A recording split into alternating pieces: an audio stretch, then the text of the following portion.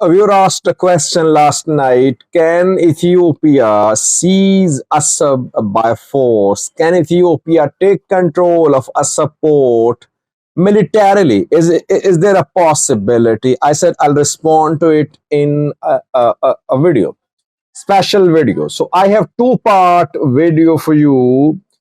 First part is about Ethiopia. Can Ethiopia take control of Assab or not? Second video, which hopefully I'll release after a few hours, will address a different question. Can Eritrea defend Assab?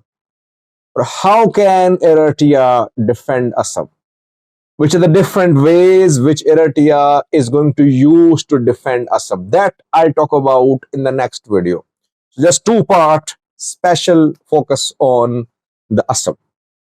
This video is going to focus on, can Ethiopia militarily take control of Assab or not? Now, how far is Assab port, Assab town from Ethiopian border? Around 40 miles, 40 to 50 miles from Ethiopian border. From Bore is Assab located, and I think from Ethiopian border to Assab, uh, there is a road available for the mobilization of troops. Assab has a port town. It has a small airport too, and it is located in southern Red Sea zone of Eritrea. The zone is inhabited by a large number of Afars. Afar language is spoken there, Tigrinya to Arabic as well. Massawa, the other main port of Eritrea, and the capital Asmara are located around 300 miles away from Assab. Assab is very close to Ethiopia, far away from the other ports, especially from Massawa. Massawa and Assab, two main ports for Eritrea.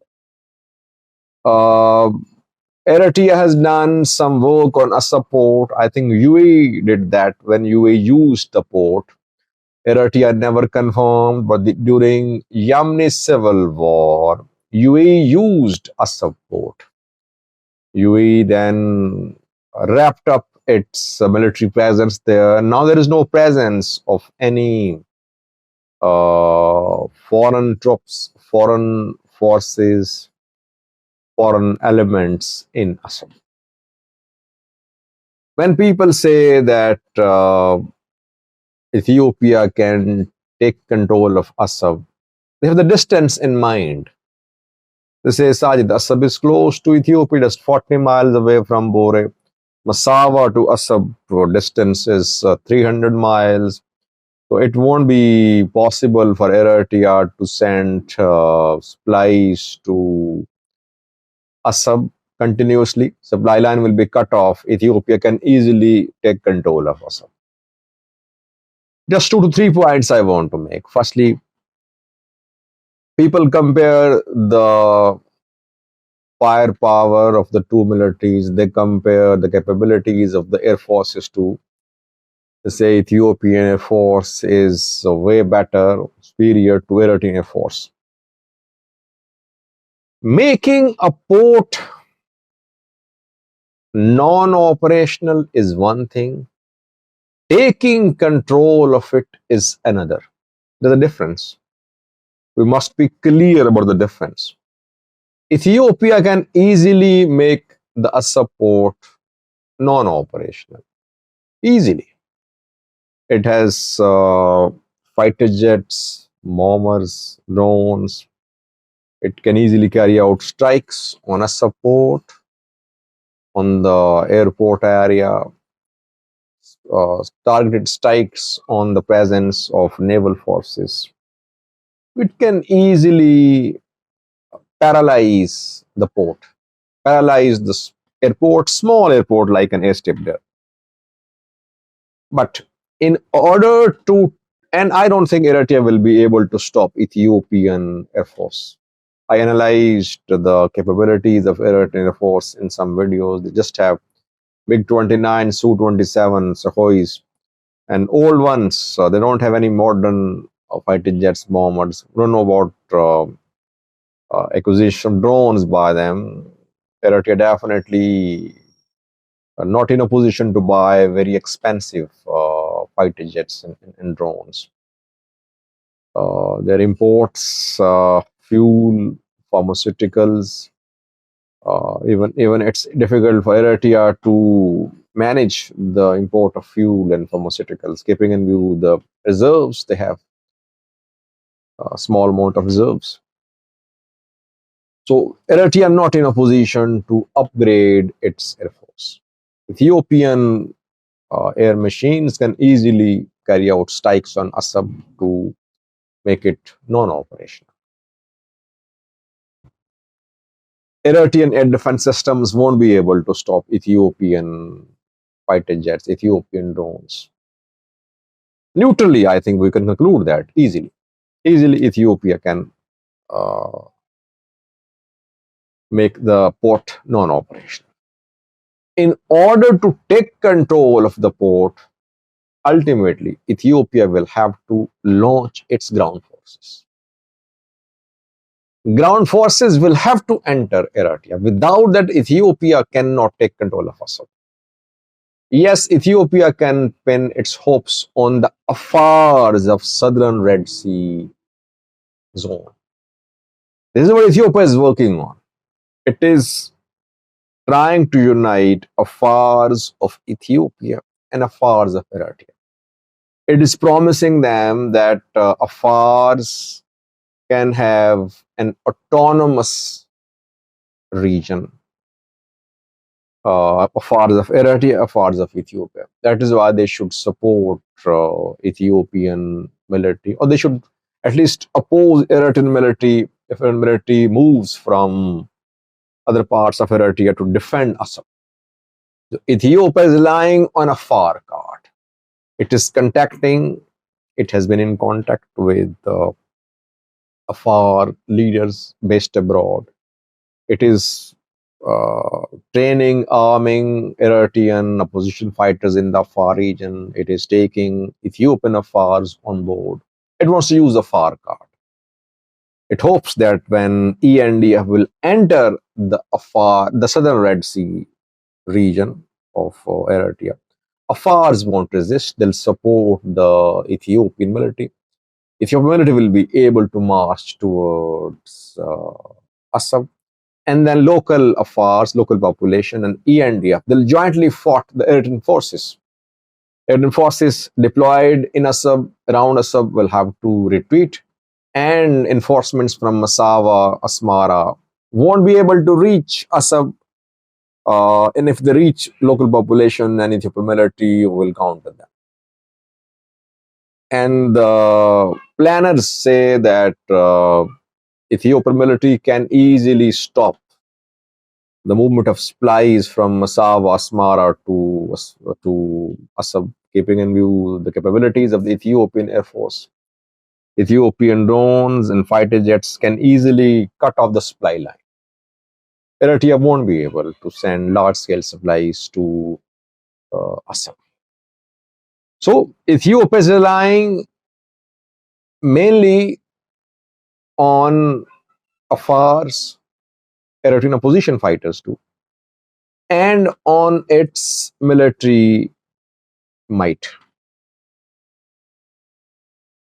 And one thing which perhaps is not being taken into consideration is the terrain. Will Ethiopia be able to ensure its supply line through the Afar region of Ethiopia? I mean, Ethiopia does not have large-scale military presence in the Afar region. if it wants a protracted conflict against Eritrea and it wants to take over Assab, it needs to have deployment of a large chunk of its military in the Afar region. Keeping in view the climate conditions, the terrain there, it's going to be challenging for the Ethiopian military to move from Ethiopian Afar region towards southern Red Sea. So just 50-mile, 40-mile distance, but they have to travel in the Afar region of Ethiopia too. It could be challenging for them, especially if Eritrean military acquires drones and somehow it starts using the drones in an effective manner. Ethiopian supply line could also be in danger. That's my analysis. Maintaining a long supply line through the Afar region of Ethiopia won't be easy. If Eritrea somehow gets a few air machines with precision striking capability, Eritrea will try to create splits in Ethiopian Afar region, while Ethiopia is trying to create splits in the Afars of Eritrea. Eritrea will do the same. Already we're seeing that Ibrahim Usman-led Anti-Prosperity Party, a Afar group, armed group, is being raised in Eritrea. So both will try to back and launch proxies against each other in a Afar region in southern Red Sea zone of Eritrea. So we can conclude by saying that firstly, Ethiopia can make Assab non-functional anytime, I believe. Though it will pay the price too. Eritrea won't sit idle. It will open new fronts, which I'll mention in the next video. Eritrea can take over Ethiopia. Ethiopia can make Assab non-operational anytime, I believe, to the use of its air force. Firstly. Secondly, yes, Ethiopia can take control of Assab too if local Afar population of Eritrea supports Ethiopian government, Ethiopian military. If Afars resist and oppose Ethiopian military's entry in southern Red Sea zone of Eritrea, it is going to be an uphill task for the Ethiopian military to reach Assab. And if somehow they manage to reach Assab, they won't be able to control it. Why? Because local population will be against them. They'll face attacks, guerrilla-style attacks will start. So they won't be able to use the port. When Ethiopia says it wants to gain access to sea, it means it wants to use a port for its commercial activities. If you have a port but you cannot use it, there is no point taking control of that port. If a local population does not accept Ethiopian military presence in Assab and the southern Red Sea zone turns into a battle zone, it means Ethiopia won't be able to make use of the Assab port. Ultimately, the two will have to negotiate. So I believe militarily, Ethiopia can never use Assab. It can make Assab non-operational. It can reach Assab if local population supports it. But using it for commercial purposes will always remain a challenge for Ethiopia. Assab government is showing no flexibility. All the efforts by the Ethiopian government to pressurize Assab government to talk to Ethiopia about Assab have been unsuccessful. The new effort started by the Ethiopian government to mobilize international opinion in support of Ethiopian case, I don't think it will have any impact on Eritrea. Eritrean government won't talk to Ethiopia about Assab. Isaias Afwerki is not showing any flexibility. So how to does it mean that war is on the cards? That the only option is the use of force which Ethiopia has. By the way, Joar last night wrote a piece about it, and he concluded that Abiy's agenda about access to sea lacked sincerity. It wasn't about access to sea. Agenda wasn't about access to sea, but he was actually trying to cover up the internal turmoil, trying to create internal unity. Uh, I disagree with it, by the way. I think Abiy's government, their leaders, they have this conviction that Ethiopia must gain access to sea. Abiy wants to be remembered in history. He thinks that he's the one who has been ordained to do something big for Ethiopia. He thinks that he's been ordained to correct historical mistakes made by past rulers. I believe he is fully convinced that Ethiopia must gain access to sea. I don't agree with Jawar that this is just an agenda for diversion. How can Eritrea defend Assab now? That we'll focus on in the next video. Thanks for watching.